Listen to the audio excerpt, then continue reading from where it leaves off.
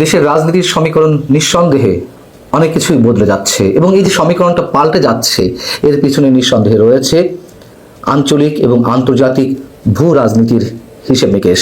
আমরা জানি যে গত কিছুদিন আগেও যুক্তরাষ্ট্রের সঙ্গে ভারতের তুমুল একটা দ্বন্দ্ব কাজ করছিল শুল্ক বাণিজ্য নিয়ে, এবং সেই জায়গা থেকে চীন, ভারত এবং সোভিয়েত ইউনিয়ন রাশিয়ার একটা জোট হওয়ার সম্ভাবনা দেখা দিয়েছিল যুক্তরাষ্ট্রের বিরুদ্ধে। সেটি আর হচ্ছে না, বরং যুক্তরাষ্ট্রের সঙ্গে ভারতের যে দূরত্ব সৃষ্টি হয়েছিল তা এখন অনেকাংশেই কমতে শুরু করেছে, এবং সেই জায়গা থেকেই নতুন রাজনৈতিক সমীকরণ বাংলাদেশকে ঘিরে। বিশেষ করে যুক্তরাষ্ট্র তার ইন্দো প্যাসিফিক স্ট্র্যাটেজি বাস্তবায়ন করতে গেলে ভারতকে ছাড়া সম্ভব নয়, কথা আমরা অনেক আগে থেকেই জানি। এবং চীনকে প্রতিরোধ করতে গেলে ভারতকে যখন প্রয়োজন, তখন সেই হিসেব নিকেশ থেকে এর অন্যতম আলোচনার বিষয় হয়ে দাঁড়িয়েছে আওয়ামী লীগ রাজনীতিতে অংশগ্রহণ করতে পারবে কিনা। শুধু রাজনীতিতে নয়, আগামী নির্বাচনে আওয়ামী লীগের অংশগ্রহণ সুনিশ্চিত করতে হবে, এমন বিষয় আলোচনা আসছে। এবং যুক্তরাষ্ট্র তার ইন্দো প্যাসিফিক স্ট্র্যাটেজি কিংবা বার্মা অ্যাক্ট, মিয়ানমারে তাদের যে লক্ষ্য, সেগুলো বাস্তবায়ন করতে গেলে অবশ্যই ভারতের সহযোগিতা ছাড়া কোনোভাবেই সম্ভব নয়। আমরা নিশ্চয়ই দেখেছি বাংলাদেশের মধ্য দিয়ে মিয়ানমারকে করিডোর দেওয়ার বিষয়ে যে সরকারের পক্ষ থেকে তুমুল একটা ইচ্ছা ছিল, তারা সেটি বাস্তবায়ন করতে চাচ্ছিল। জাতিসংঘের প্রস্তাব ছিল যদিও সেটি, কিন্তু পেছনে তো যুক্তরাষ্ট্রের স্বার্থ ছিল, এবং সেটি বাস্তবায়নের জন্য আমরা বাংলাদেশের অন্তর্বর্তী সরকারের নানান ধরনের দৌড়ঝাঁপ দেখেছি, অনেক ধরনের কর্মকাণ্ড হাতে নিতে দেখেছি।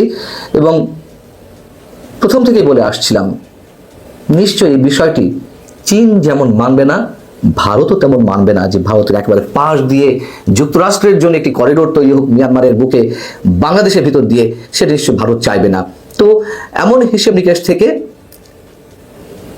অনেক কিছু বদলে যাচ্ছে আন্তর্জাতিক রাজনীতিতে, এবং সেটিকে কেন্দ্র করে বাংলাদেশ তার এখন অন্যতম অনুষঙ্গ, এবং ঢাকা কেন্দ্রিক রাজনৈতিক প্রভাব বজায় রাখতে ভারত তার হিস্সাটি বুঝে নিতে চাইছে।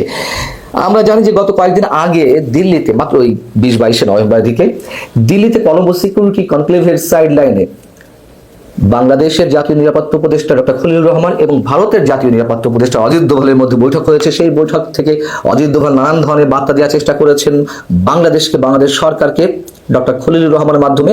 এবং ডক্টর খলিলুর রহমান শুধু হা হু এইসব শব্দ উচ্চারণ করেই তিনি ফিরে আসছিলেন, বা ওই বৈঠক শেষ হয়েছে এমনটা আমরা জানি। এরপরে কি হলো আমরা জানতে পারলাম যে নানান ধরনের গুঞ্জন এখন ছড়িয়ে পড়েছে। কোনো গণমাধ্যমও এই ধরনের খবর আসছে যে কাতারের দোহাতে এই দুই উপদেষ্টার মধ্যে আবার দ্বিতীয় দফায় বৈঠক হয়েছে, সেটি 25 থেকে 28 নভেম্বর। তো এই বৈঠকটি কেন কাতারের দোহাতে হলো? আমরা জানি যে কাতার এখন যুক্তরাষ্ট্রের সাথে নানান বিষয়ে অ্যালায়েন্স তৈরি করছে, এবং যুক্তরাষ্ট্রের হয়ে বিশ্বের বিভিন্ন বিষয়ে কাতার মধ্যস্থতা করছে, সেটি হামাসের সঙ্গে ইসরায়েল হোক কিংবা ইসরায়েলের সাথে ইরানের সম্পর্ক হোক, যেভাবেই হোক না কেন কাতার এখন যুক্তরাষ্ট্রের হয়ে নানান জায়গায় তার ভূমিকাটি বজায় রাখছে, এবং খুবই সফলতার সঙ্গে তার প্রত্যেকটি কাজ তারা বাস্তবায়ন করছে। সেই জায়গা থেকে ওই বৈঠক ডক্টর খলিলুর রহমান এবং অজিত দোভালের মধ্যে যে বৈঠক, সেখানে মাঝখানে ছিলেন কাতারের আমিরি দেওয়ানের প্রধান আব্দুল্লাহ বিন মোহাম্মদ বিন মোবারক আল খুলাইফি, যিনি যুক্তরাষ্ট্র কাতার নিরাপত্তা সহযোগিতা জোরদারে ভূমিকা রাখার জন্য সিআইএর জর্জ নেট মেডেলে ভূষিত হয়েছেন। অতএব কারণটি নিশ্চয়ই বোঝা যাচ্ছে যে কেন কাতারের দোহাতে এরকম একটি বৈঠক অনুষ্ঠিত হলো। এর আগেও অজিত দোভাল এবং ডক্টর খলিলুর রহমানের মধ্যে, দুই নিরাপত্তা উপদেষ্টার মধ্যে কাতারের দোহাতে বৈঠক অনুষ্ঠিত হয়েছে, সেটিও আমরা জানি। ভারত এবং যুক্তরাষ্ট্রের উদ্বেগের বেশ কিছু জায়গায় কমন কিছু গ্রাউন্ড রয়েছে, যেমন তার মধ্যে রয়েছে বাংলাদেশের অভ্যন্তরীণ স্থিতি এবং জঙ্গিবাদ যাতে কোনো ক্রমেই জেগে উঠতে না পারেন, না মাথা চাড়া দিতে না পারে। ভারতের উত্তর পূর্বাঞ্চলের নিরাপত্তাটা তাদের যথেষ্ট কনসার্নিং একটি বিষয় তাদের জন্য, এবং চীনের ক্রমবর্ধমান যে প্রভাব, সের বিষয়ে দিল্লি অস্বস্তিতে রয়েছে। বেইজিং দক্ষিণ এশিয়ার যে দেশগুলো, সেগুলোর সাথে সুসম্পর্ক গড়ে তুলতে সক্ষম হয়েছে, এগুলো ভারতের জন্য মাথা ব্যথার কারণ হয়ে দাঁড়াচ্ছে। এবং সেই জায়গা থেকে অবশ্যই শুধুমাত্র আওয়ামী লীগের জন্য, আমি বারবার একটা কথা বলি, ভারত যা কিছু করবে আগামী দিনে বাংলাদেশকে কেন্দ্র করে, সেটি শুধু আওয়ামী লীগের স্বার্থের জন্য নয়, তাদের স্বার্থের জন্যই করবে। সো দক্ষিণ এশিয়ার যে রাষ্ট্র বা দেশগুলোর সঙ্গে বেইজিং সুসম্পর্ক গড়ে তুলেছে, সেই জায়গা থেকে বাংলাদেশের সাথে ভারতের সম্পর্ক নতুনভাবে করতে হবে। তবে নিশ্চয়ই অন্তর্বর্তী সরকার বা মৌলবাদী সাম্প্রদায়িক কোনো গোষ্ঠীর সঙ্গে ভারত এটি করবে না, খুব সহজ হিসাব। এবং অন্যদিকে যুক্তরাষ্ট্রের উদ্বেগও প্রায় একই ধরনের, এবং যুক্তরাষ্ট্র চায় মিয়ানমারের রাখাইন রাজ্যে তাদের আধিপত্য বিস্তার করতে, চীনের যে প্রভাব প্রতিপত্তি সেটিকে হালকা করতে চায়। এবং চীন যেহেতু আবার মিয়ানমারের আরাকান আর্মি সহ অন্যান্য সশস্ত্র গোষ্ঠীর সঙ্গে একটি নতুন সম্পর্ক গড়ে তুলতে সক্ষম হয়েছে, সেই জায়গা থেকে, সেই বাস্তবতা থেকে যুক্তরাষ্ট্র চাইছে এই অঞ্চলে ভবিষ্যৎ পুনর্গঠন এবং স্থিতিশীলতা প্রক্রিয়ায় ভারত গুরুত্বপূর্ণ ভূমিকা যেন রাখে। এবং সেই আশাবাদের জায়গা থেকে ভারত যা কিছু চাইছে সেটিকেও তাদের গুরুত্ব দিতে হচ্ছে। এবং ভারত এই অঞ্চলে এই মুহূর্তে বাংলাদেশকে নিয়ে সবচেয়ে বেশি চিন্তিত। তাদের চাওয়া পাওয়ার কথা এরই মধ্যে যুক্তরাষ্ট্রকে জানিয়ে দেওয়া হয়েছে আগামী নির্বাচন এবং আওয়ামী লীগের রাজনীতি নিয়ে। এবং পাশাপাশি একটি কথা তো আমি গত কয়েকদিন ধরে আপনাদের সামনে বলে আসছি যে ভুটানের প্রধানমন্ত্রী শেরিং টোবগে তিনি যে বাংলাদেশ সফর করে গেলেন, সেই সফর কেবলমাত্র সৌজন্যমূলক কোনো সফর নয়, সেই সফর কেবলমাত্র সাংস্কৃতিক ভাবধারা আদান প্রদান বা এই টাইপের কোনো চুক্তি স্বাক্ষরের জন্য নয়। বিহাইন্ড দ্য স্ক্রিন অবশ্যই অন্য কিছু রয়েছে। এবং শেরিং টোবগে ভারতের হয়েই বিশেষ বার্তা পৌঁছে দিতে বাংলাদেশে এসেছিলেন। সেই কথাগুলো এখন বিভিন্ন মিডিয়াতে আসছে। এবং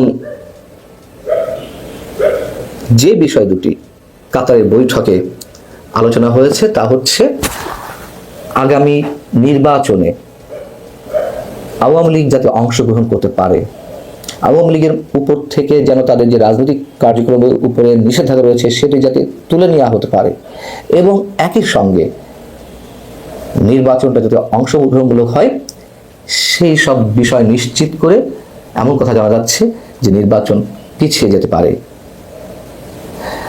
হয়তো কেউ বলবেন যে এই খবরগুলো সব গণমাধ্যমে আসে, সব গণমাধ্যমে তো সব খবর আসে না। বাংলাদেশের গণমাধ্যমে এই ধরনের খবর কল্পনার বাইরে এই মুহূর্তে। তবে যদি কেউ বলেন তর্কের খাতিরে যে এর সত্যতা নিশ্চিত করা হবে কিভাবে, নিশ্চিত আমরা প্রত্যেকের জায়গা থেকে হতে পারি। শুধু বাংলাদেশের রাজনীতিকে খেয়াল রাখুন যে গত কয়েকদিনের মধ্যে রাজনীতির নানান ধরনের যে বিষয়গুলো কতটা ওলটপালট হয়ে যাচ্ছে। হঠাৎ করেই বাংলাদেশে গত 1.5 বছরের মধ্যে 5 তারকা হোটেলে বিদেশি নাগরিক মৃত্যুর সংখ্যা বেড়ে গেছে। আকাশে বাতাসে নানান হুইসপারিং, গুঞ্জন। এই বিদেশি নাগরিকরা আসলে কারা, তারা কে কি মিশন নিয়ে এসেছিল? আমরা ইন্টারন্যাশনাল পত্রপত্রিকার নিউজ ধরে যদি আলাপ করি তাহলে সেগুলো সাংঘাতিক লোমহর্ষক, আমি সেদিকে যেতে চাই না। কিন্তু স্বাভাবিকভাবে প্রশ্ন উঠতে পারে না যে এরকম লাগাতার বিদেশি নাগরিক মৃত্যুর ঘটনা কি অতীতে ঘটেছে? দুটো রেফারেন্স দিই। ওয়েস্টিনে একজন মার্কিন নাগরিক আকস্মিকভাবে মারা গিয়েছেন। তিনি কবে এসছেন, কেন এসছেন, কোথা থেকে এসেছিলেন, তার মিশন কি ছিল, কোথাকায় কাজ করেন, খুব তাড়াহুড়ো করে মার্কিন দূতাবাস তার মরদেহ বুঝে নিয়েছিল। এবং এরপর এটার আর কোনো ফলো আপ কোনো পত্রপত্রিকায় কিন্তু দেখবেন না, কোথাও এটা নিয়ে কোনো নিউজ নেই। শেরাটনে এরকম একটি ঘটনা ঘটার খবর পাওয়া গেছে। সারা পৃথিবী জোড়াই গোয়েন্দা বৃত্তি, গোয়েন্দা নেটওয়ার্ক, বিশ্বের নামকরা গোয়েন্দা সংস্থা, FBI, র, NSI, ISI, এইসবের নানান তৎপরতা, চাইনিজ গোয়েন্দা সংস্থা তৎপরতা, এইসব বিষয়ে সারা পৃথিবীতেই বহু খ্যাতি আছে, বহু গল্প আছে। এই যখন অবস্থা তখন আমার হাতে আরেকটি খবর আছে। সে খবর বলা হচ্ছে যে রাজধানীর হোটেলে পাকিস্তানি নাগরিকের রহস্যজনক মৃত্যু, নিরাপত্তা সংশ্লিষ্টদের মধ্যে চাঞ্চল্য। রাজধানীর গুলশানে একটি অভিজাত হোটেল থেকে আহমেদ খান নামে পাকিস্তানি নাগরিকের মরদেহ উদ্ধার করা হয়েছে। গত মঙ্গলবার রাতে নিজ কক্ষ থেকে তার মৃতদেহ উদ্ধার করা হয়। পুলিশের প্রাথমিক ধারণা হৃদরোগে আক্রান্ত হয়ে তার মৃত্যু হয়েছে। তবে সাম্প্রতিক সময়ে দেশে পাকিস্তানি নাগরিকদের আনাগোনা এবং ভূরাজনৈতিক প্রেক্ষাপট বিবেচনায় এই ঘটনাকে ঘিরে নিরাপত্তা সংশ্লিষ্টদের মধ্যে গভীর সন্দেহের সৃষ্টি হয়েছে। পুলিশ ও সংশ্লিষ্ট সূত্রে জানা গেছে, মৃত আহমেদ খান গত 15 সেপ্টেম্বর থেকে চট্টগ্রামের কর্ণফুলী ইন্ডাস্ট্রিয়াল এলাকায় অবস্থিত একটি টেক্সটাইল মিলে টেকনিশিয়ান হিসেবে কর্মরত ছিলেন। গত সপ্তাহে একটি ব্যবসায়িক মিটিং এ যোগ দিতে তিনি ঢাকায় আসেন এবং গুলশানের একটি হোটেলে অবস্থান করছিলেন। ঘটনার পর শনিবার 29 নভেম্বর নিহতের বড় ভাই মোহাম্মদ সেলিম আখতার পাকিস্তান থেকে ঢাকায় পৌঁছেছেন। মরদেহ বুঝে নেওয়ার জন্য প্রয়োজনে আইনি ও দাপ্তরিক কার্যক্রম বর্তমানে প্রক্রিয়াধীন রয়েছে। পুলিশের পক্ষ থেকে মৃত্যুর প্রাথমিক কারণ হিসেবে হার্ট অ্যাটাকের কথা বলা হলেও এখনো তদন্তের পোস্টমর্টমের চূড়ান্ত প্রতিবেদন পাওয়া যায়নি। রিপোর্ট হাতে পাওয়ার পরই মৃত্যুর প্রকৃত কারণ নিশ্চিত হওয়া যাবে বলে জানিয়েছেন তদন্তকারী কর্মকর্তারা। এদিকে সম্প্রতি বাংলাদেশে আইএসআই এবং পাকিস্তানি সেনাবাহিনীর সদস্যদের আসা যাওয়ার ঘটনা বৃদ্ধি পাওয়ায় এই মৃত্যুকে সাধারণ ঘটনা হিসেবে দেখতে নারাজ অনেক নিরাপত্তা বিশ্লেষক। টেকনিশিয়ান হিসেবে কর্মরত এই ব্যক্তির মৃত্যুর পেছনে অন্য কোনো কারণ আছে কিনা তা খতিয়ে দেখার উপর জোর দেওয়া হচ্ছে। উল্লেখ্য, এর আগেও গুলশানের অভিজাত এলাকায় বিদেশি নাগরিকদের নিরাপত্তা ও মৃত্যু নিয়ে নানা ঘটনার জন্ম দিয়েছে, যা এই ঘটনাটিকে আরো রহস্যে ঘেরা করে তুলেছে। আমি শুধু এদিকটাই আপনাদের নজর দিব। আমি সুনির্দিষ্টভাবে এই মৃত্যুগুলোর পেছনে কে কোন দেশের নাগরিক হয়ে কোন দেশের এজেন্ট